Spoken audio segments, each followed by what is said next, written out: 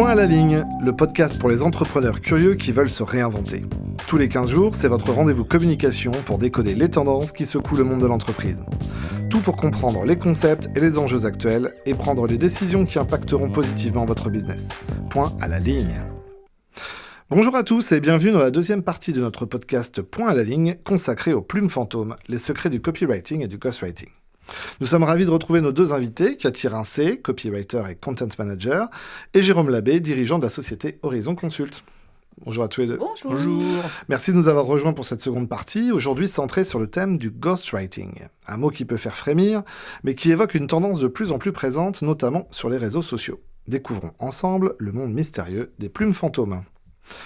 Alors d'abord, qu'est-ce que c'est que le ghostwriting ? Alors le ghostwriting, c'est le fait de prendre la plume à la place de quelqu'un d'autre et de parler en son nom.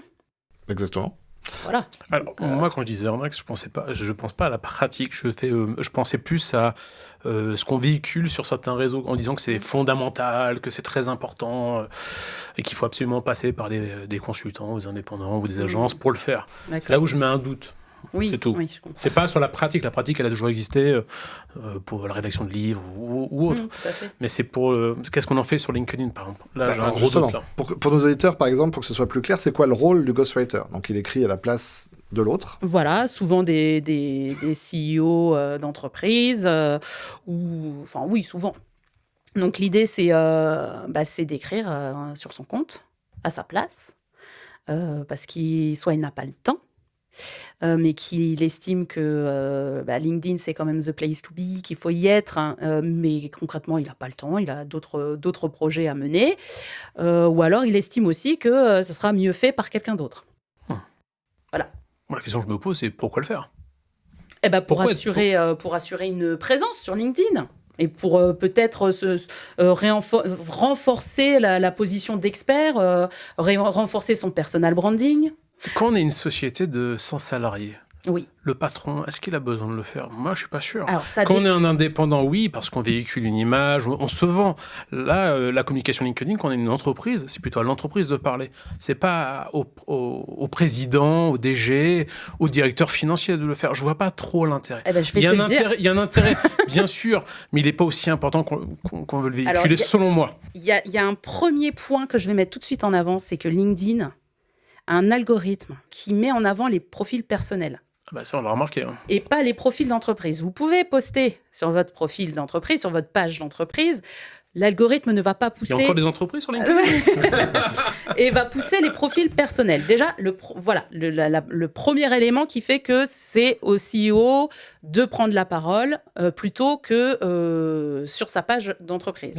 Ensuite, ça développe, donc ce que je disais tout à l'heure, son personal branding.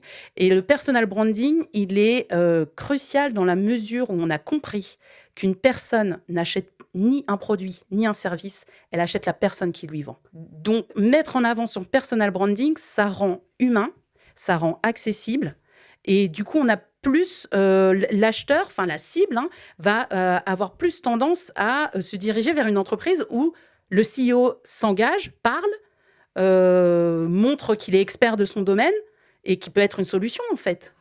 Et c'est hyper humanisant. On dit toujours le digital, on perd les relations. Faux.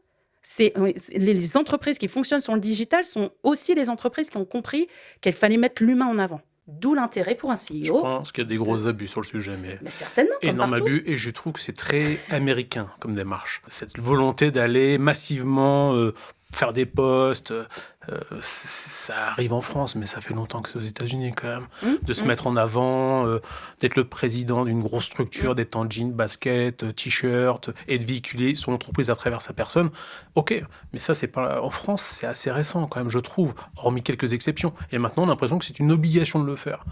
Et on est obligé de passer par ce type d'exercice pour pouvoir y arriver. Et je suis pas sûr que ce soit... Ça rend service au monde de l'entreprise ? Si, dans certains cas. Il y a des cas où ça existe, c'est super intéressant. Mais pourquoi tout le monde devrait le faire ? Je ne suis pas sûr. Et je ne suis pas sûr que dans 5 ans, on en parle encore. Alors, il y a un mot que vous dites qui est tout le monde. Quand on commence à mettre le nez dans le marketing, on comprend assez rapidement que le tout le monde, il est à bannir. Donc, tout tout le monde ne doit pas le faire. Et si on le fait, c'est parce qu'il y a une stratégie derrière et que c'est opportun de le faire et que c'est pertinent. Bien sûr. Donc non, effectivement, tout le monde. Si on se dit oh là là, tout le monde le fait, je dois le faire. Faux.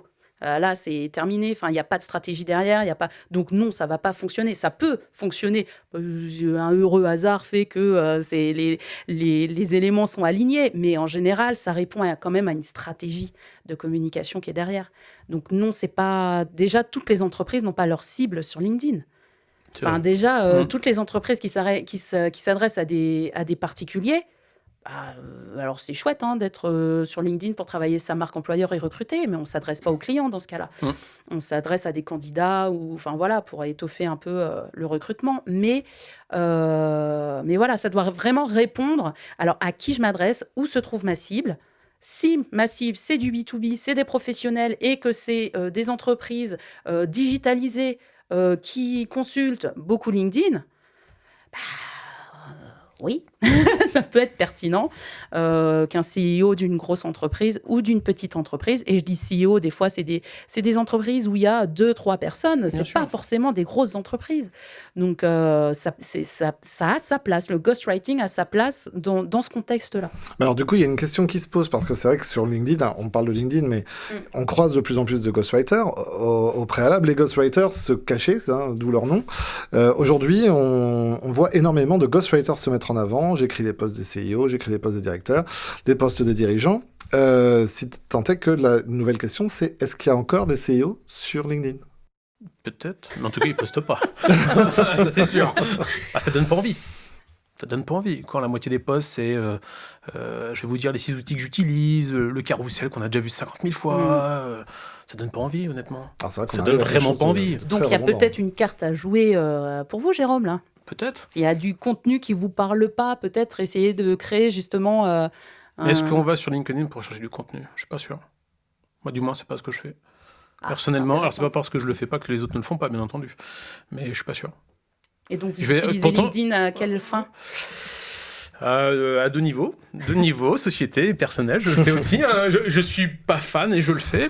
Au niveau de l'entreprise, on communique 1 à 2 fois par semaine. On pousse des réponses à des problématiques clients avec des liens, par exemple, pour entrer dans le détail, sur les articles de blog, où on va expliquer comment on peut répondre à une problématique type j'arrive pas à gérer bien mes flux logistiques, je vends pas du rêve, mais ça au moins ça doit parler aux gens. Bien sûr. Ou venir télécharger un livre blanc sur comment mettre en place un ERP, etc. On fait comme nos confrères, on copie, on va dire. Et après, j'ai ma communication personnelle. Là, elle est mal organisée, on va dire, pour être très honnête. C'est une fois par semaine. Et là, je parle plus... je devrais parler de moi, mais je le fais pas. Non, vous devriez parler de votre cible, à votre cible. Je croyais qu'il fallait créer une identité personnelle. Oui, bien sûr, mais ça se fait à travers les mots. Moi LinkedIn, moi, je l'utilise. Il y a plusieurs leviers. Un, montrer qu'on existe, avoir une image de société pour du prospect. Parce que s'il navigue sur LinkedIn et qu'il tombe sur moi, ou qu'il va voir sur LinkedIn la page qui voit qu'il y a de l'activité, voir une société qui a 0 activité, c'est comme une catastrophe selon moi, même si je ne suis pas sûr qu'il y ait un gros retour sur investissement sur des posts LinkedIn, mais c'est important de le faire parce que tout le monde le fait, on n'a pas le choix entre guillemets. Et aussi pour du recrutement. Avoir une identité, marque employeur, etc., tout ce qu'il y a autour, montrer à des futurs collaborateurs que ça bouge, c'est pas mort. Ça me fait toujours penser LinkedIn au site web où il y avait événement, il y avait 3 ans, l'événement est toujours affiché sur la page d'accueil. C'est une catastrophe. Ouais. LinkedIn, c'est pareil pour moi. Alors on parle beaucoup de LinkedIn, mais est-ce qu'il y a d'autres domaines où le ghostwriting est présent et utilisé ? On peut retrouver des ghostwriters sur des contenus print, mais globalement, aujourd'hui, quand même, quand on parle des ghostwriters, on pense LinkedIn et on pense B2B. Après, le travail, on ne va pas se cacher, c'est le même qu'un community manager sur Instagram, sur Facebook. Voilà, sauf que là, on prend la plume pour quelqu'un et pas pour une entité entreprise. Mais sinon, voilà, le mot est tendance. Bon, ça vient aussi recouper avec le travail d'un community manager qui répond aux commentaires, qui va générer des posts, voilà. Alors, aujourd'hui, l'IA est très présente. Comment l'IA, elle influence aujourd'hui le ghostwriting ou le copywriting, justement ? Pour moi, elle l'influence dans le sens où l'IA prend de plus en plus d'ampleur. Et après, sans rentrer dans un débat, est-ce que c'est bien, est-ce que c'est pas bien, pour moi, il va y avoir un tournant dans le sens où il y a ceux qui auront compris comment l'utiliser, comment bien l'utiliser, qui auront pris le bon train au bon moment, et ceux qui disent « Oh, l'IA, mon Dieu, oh non, je veux pas », et puis qui n'y montent pas, et puis qui vont se retrouver largués dans 5 ans. Donc, je dirais plus 1 an, moi, voire même avant, même s'ils le sont peut-être déjà, mais largués. L'IA, aujourd'hui, c'est le quotidien de tout le monde, je pense. Surtout sur ces sujets-là. Que ce soit dès qu'on rédige, vous trouvez des idées. Oui, bien sûr. Parce qu'il y a un volume à faire. C'est un assistant, l'IA. Ça ne fait pas tout. Ça fait 80% du boulot, je pense. Et on fait les 20 derniers pourcents avec l'expertise dessus. J'ai une bonne image pour ça. C'est aujourd'hui, les avions, ils sont en pilote automatique. On est d'accord, hein, les pilotes, ils sont là, mais ils ne touchent pratiquement plus à aucun bouton. Et pourtant, est-ce qu'on monterait dans un avion où il n'y aurait pas de pilote ? Moi, perso, non. donc voilà, là ça montre que même si on automatise tout, même si on met l'IA derrière, il faut quand même un pilote aux commandes. Ça, le pilote, la partie humaine, pour l'instant l'IA ne la remplace pas. Justement, quels sont les avantages et les inconvénients de faire appel à un ghostwriter plutôt que de faire ça soi-même ? Ça serait de se différencier, j'imagine, parce qu'on est tellement noyé dans tous ces indépendants qui veulent vendre de la formation pour faire un gros raccourci. Alors, je pense que ceux qui vont sur LinkedIn voient très bien de quoi je parle. Pour sortir du lot, je pense que ça pourrait être une démarche intéressante. Parce qu'on est noyé de contenu inutile, quoi. Oui, je suis assez d'accord. L'IA est très bien pour donner des directives, des directions. Mais après, le travail pointu de rédaction, aujourd'hui, l'IA ne prend pas encore complètement en charge. L'IA génère des super textes. Je veux dire, il n'y a pas de débat. Mais il y a quand même énormément de paramètres à prendre en compte. Il faut être très au clair avec sa stratégie, avec sa ligne édito, avec tout un tas de facteurs qu'il faut donner à l'IA pour que le texte soit à peu près potable. Donc, Après, pour revenir sur l'IA, il y a quand même, moi je suis un grand fan de l'IA. J'adore ça permet de faire beaucoup de choses, mais il y a quand même un gros défaut quand même, c'est que ça fait à peu près comme les autres. Bien sûr. On ne se démarque pas avec l'IA. L'IA, et il est là le problème de l'IA. On en fait beaucoup, mais on ne se démarque pas. Parce que aujourd'hui, on ne cherche pas à se démarquer. L'IA a une énorme... Il faut imaginer une énorme base de données et elle va compiler ou assembler des données ensemble pour créer, entre guillemets, quelque chose, mais qui n'est que une synthèse de données déjà existantes. Donc c'est là où on a, en tant qu'humain, encore notre carte à jouer. C'est dans le sens où la création... aujourd'hui, l'IA n'en est pas capable. Et en plus, pour compliquer le tout, l'IA d'aujourd'hui, c'est la base de données, elle n'est pas d'aujourd'hui. Fraîche, donc elle n'est pas fraîche. Donc pour une entreprise, faire appel à un ghostwriter, ça permettrait justement de se différencier. Alors. Bien sûr. Vous êtes d'accord avec ça, Jean ? Oui, tout à fait. Et du coup, il y a une question qui se pose aussi, une question d'éthique. Faire appel à un ghostwriter, est-ce que ça soulève pas des problématiques ? Auprès de qui ? Moi, ça ne me dérange pas. La sous-traitance a toujours fait partie des entreprises. Après, on laisse la plume à quelqu'un. Si on a bien cadré le contexte, il n'y a aucun souci. Pour moi, même si je ne le fais pas, mais ça n'a aucun souci sur le sujet. Est-ce qu'il y a justement, il n'y a pas une problématique ou des différences entre le ghostwriting et le plagiat ? On a entendu parler il y a quelques années de ces comiques qui plagiaient en fait des spectacles entiers, des sketchs entiers. Je pense que c'est surtout le contenu. C'est même pas que le ghostwriting, c'est même le copywriting, tout ça. Il y a sûr. beaucoup de plagiat, de toute façon. Et l'IA fait du plagiat. Faut faire, donc on est dans du plagiat H24, de toute façon. Oui et non. Non, mais on peut être confronté. Je dis pas qu'on faut le faire. Fait, je dis pas que c'est le cas de tout le monde, mais il y a beaucoup de plagiat ou de... Après, comme je dis toujours, quand je vois quelqu'un qui reprend un de mes contenus pour se l'approprier, ça ne me pose aucun problème. Je vais expliquer pourquoi. Dans le sens où déjà je suis flattée parce que ça veut dire que mon contenu il a plu et à tel point que la personne s'est dit « Oh, c'est génial, je vais le reprendre ». Ok, déjà, donc premier bon point. Et deuxième point, mes contenus sont toujours créés dans une stratégie. C'est la partie visible de l'iceberg.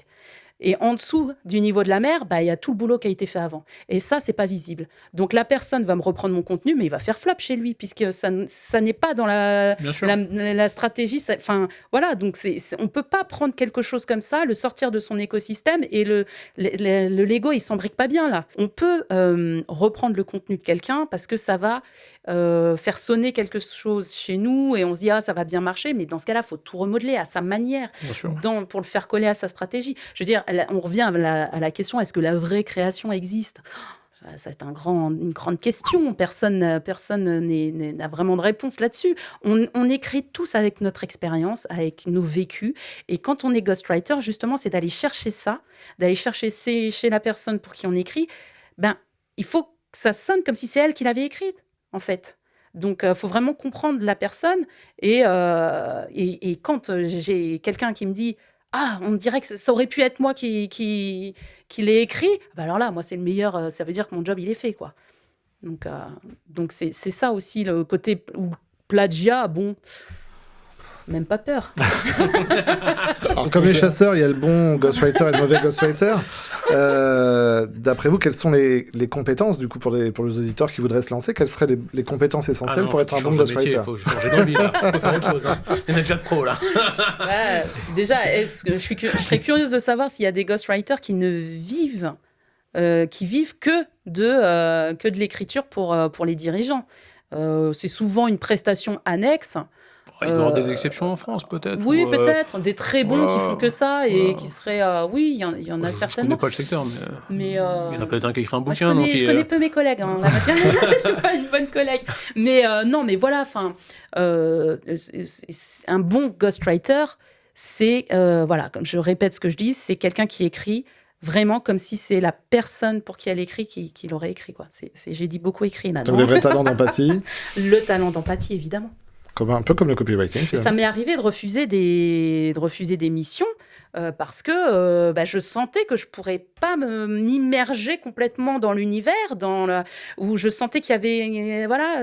Alors, parce que moi aussi, j'écris avec mes propres expériences, mes propres... Je veux dire, on prend un peu la place de quelqu'un d'autre, mais c'est comme un acteur. Quand il joue au théâtre, il vient aussi avec ce qu'il est. Même s'il il joue un personnage, on met nos tripes, on met notre vécu, et c'est pour ça c'est pour cette patte, c'est ce qu'on appelle la patte aussi. Donc, mais voilà, le but c'est quand même de savoir s'immerger, de comprendre la personne pour qui on écrit et la personne pour qui elle écrit. Alors c'est une réflexion intéressante parce que du coup, est-ce qu'un ghostwriter pourrait outrepasser ses valeurs et tout et travailler pour un client qui ne partagerait pas les mêmes valeurs, les mêmes...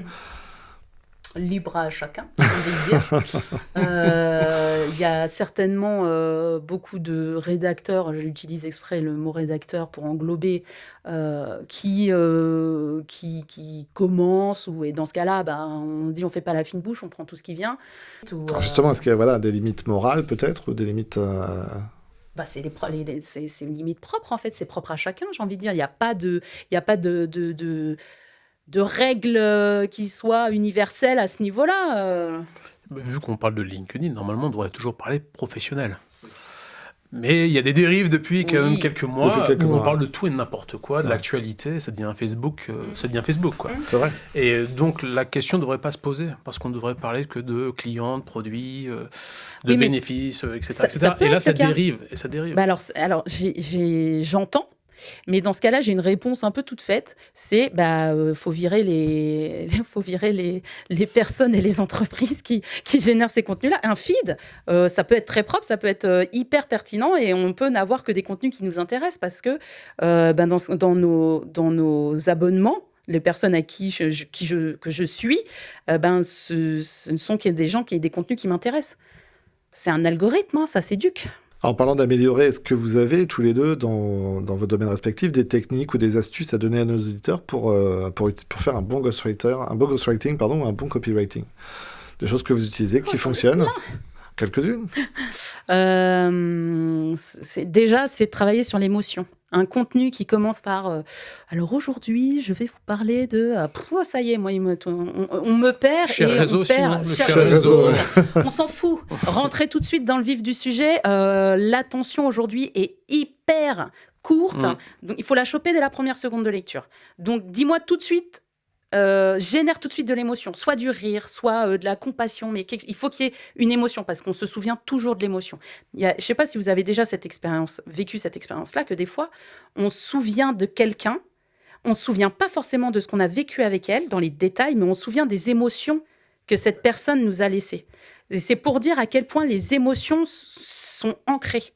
Et bien plus que les détails, que les caractéristiques, etc. Donc, générer de l'émotion.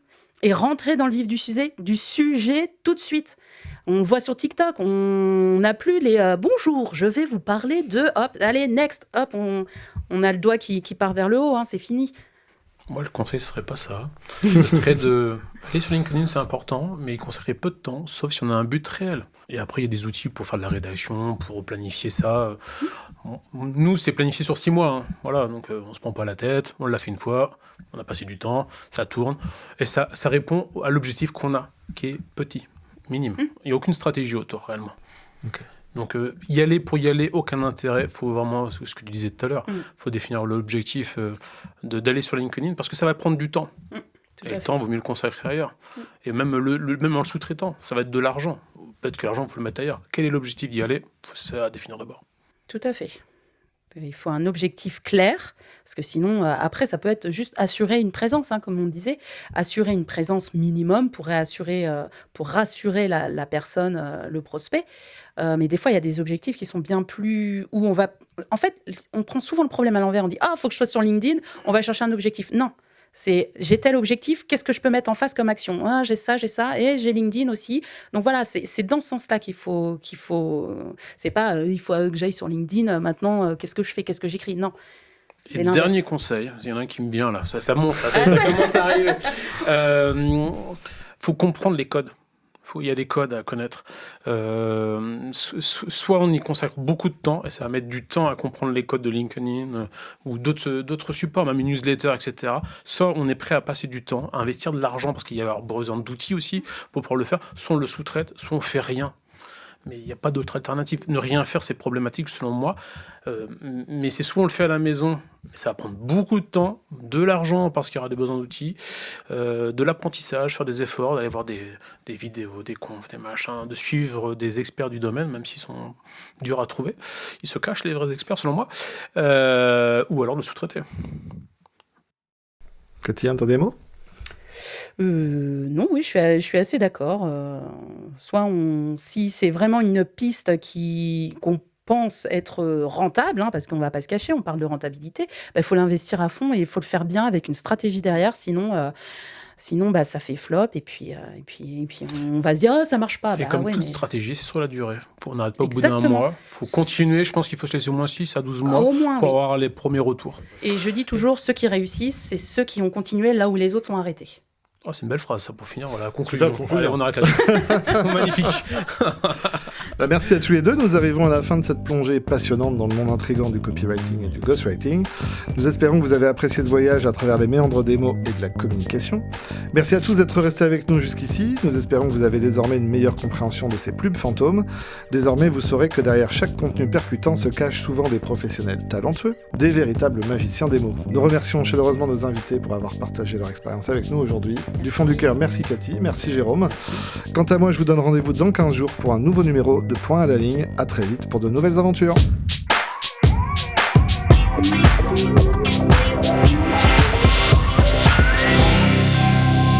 Point à la ligne.